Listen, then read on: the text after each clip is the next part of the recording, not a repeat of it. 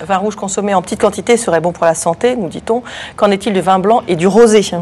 Donc dans le vin blanc, on trouve à peu près 10 fois moins, donc une concentration 10 fois inférieure au vin rouge. Car on fait fermenter sans les pellicules où il y a les polyphénols et sans les pépins. Et le rosé? Donc c'est entre les deux. Enfin, le rosé, c'est à peu près 800 mg par litre. Mais je ne sais pas donner les teneurs. Si vous voulez, les vins blancs, à peu près, c'est 300-400 mg par litre. Les rosés, 800 mg par exemple. Et les vins rouges, c'est 3 à 5 grammes par litre. On va regarder dans quelques instants un sujet sur les polyphénols, mais on nous demande s'il faut choisir un bon vin pour bénéficier des bienfaits de cette boisson. Donc pour rester dans les polyphénols, est-ce qu'un vin de bonne qualité en contient plus qu'un vin de faible qualité? Il va peut-être y avoir quelque chose qui va être à rajouter sur ce qu'a dit M. Mérillon, c'est que les polyphénols qui sont présents, qu'ils soient dans le jus de raisin ou dans le vin, il faut les absorber.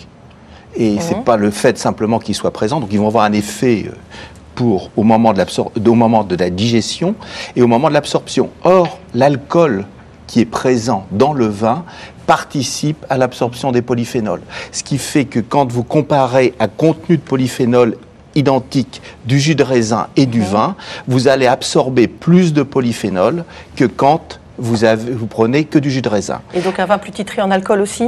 Plus un alcool est titré? Il se trouve quelque chose, c'est que l'optimum d'absorption se trouve vers 10 degrés.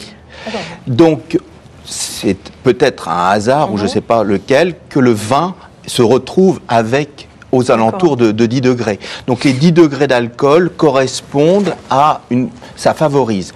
Le deuxième avantage, c'est que le fait d'avoir une consommation régulière va modifier votre flore digestive. Et votre flore digestive va transformer les polyphénols qui sont présents dans le jus de raisin comme dans le vin de façon un peu différente pour permettre l'absorption. Ce qui fait que globalement, il faut regarder ce qu'il y a dans la bouteille ou ce qu'il y a dans le verre, mais il faut regarder aussi ce qui est absorbé. Et cette absorption a tout un tas d'étapes qui fait intervenir l'alcool, qui fait intervenir la flore digestive, qui sont des points importants. Et donc sur la qualité, est-ce que ça change quelque chose sur la qualité du vin? C'est-à-dire que plus le vin va être riche en polyphénol, plus il y a une possibilité de pouvoir en absorber une quantité relativement importante.